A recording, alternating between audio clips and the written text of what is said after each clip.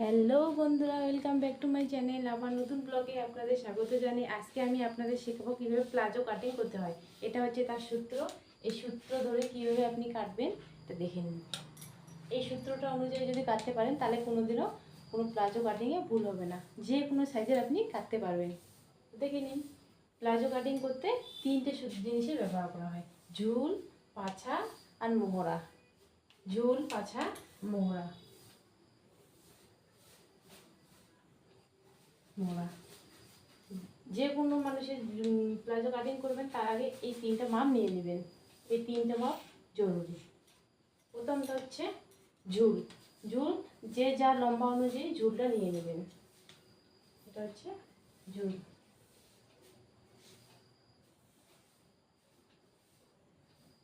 ঝুল ঝুল যত মাপ অনুযায়ী ঝুলটা নেবেন, এই দাগ দিয়ে দেবেন এইভাবে, দিয়ে 1 ইঞ্চি এক্সট্রা নিতে হবে। 1 ইঞ্চি এক্সট্রা। তারপরে পাছা। পাছা যত থাকবে 4 ভাগের 1 ভাগ।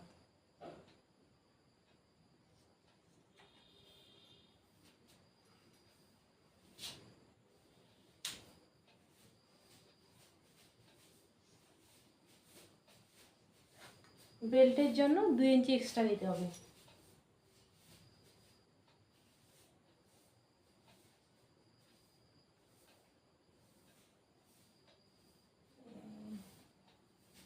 দুই ইঞ্চি এক্সট্রা।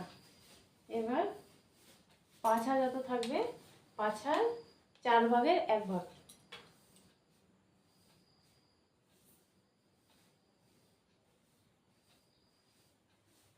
চার ভাগের 1 ভাগ নিতে হবে। এবার হচ্ছে পাছার চওড়া। চওড়া অনুযায়ী মাপ যত হবে এখানে দাগ দিয়ে দিবেন। আমি এমনি একটা দিয়ে দিচ্ছি। পাছার মাপ যত হবে 4 ভাগের 1 ভাগ এখানে মাপ দিতে হবে। এই লাইনটা এখানে দিয়ে তারপরে লম্বা দাগ দিতে হবে।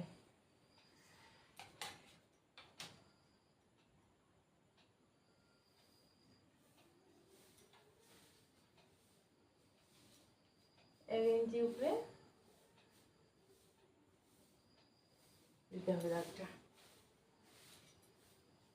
এখানে দিতে হবে পাছার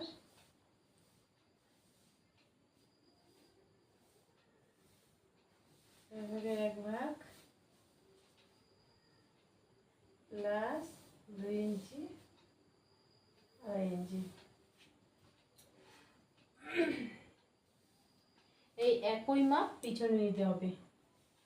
পাছার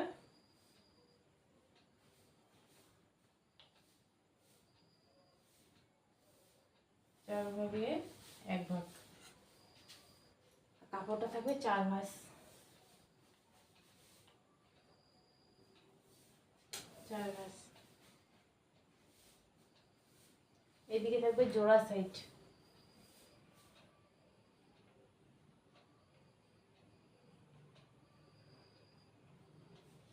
জোড়া সাইড। আর এদিকে আপনি যত ঘের দিতে চান,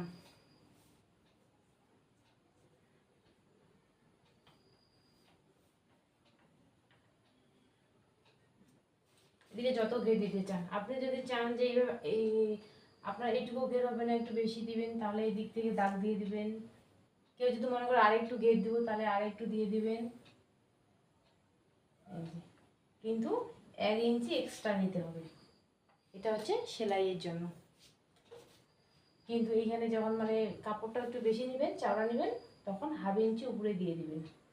এই যে 1/2 ইঞ্চি করে উপরে।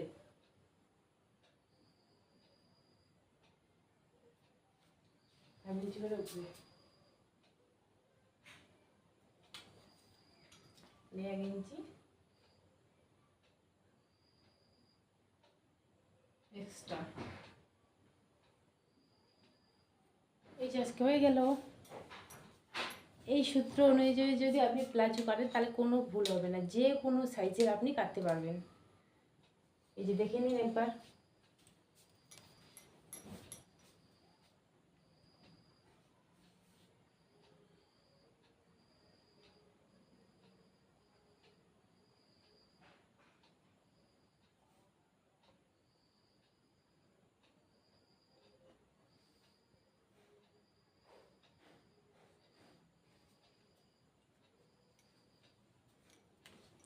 তো আজকের ভিডিও এই পর্যন্তই। দেখা হচ্ছে নেক্সট ভিডিওতে কেমন হয়েছে। যদি কেউ বুঝতে অসুবিধা হয় তাহলে অবশ্যই কমেন্টে জানাবেন। আজকের মতো এই পর্যন্ত, দেখা হচ্ছে পরবর্তী ভিডিওতে। টাটা।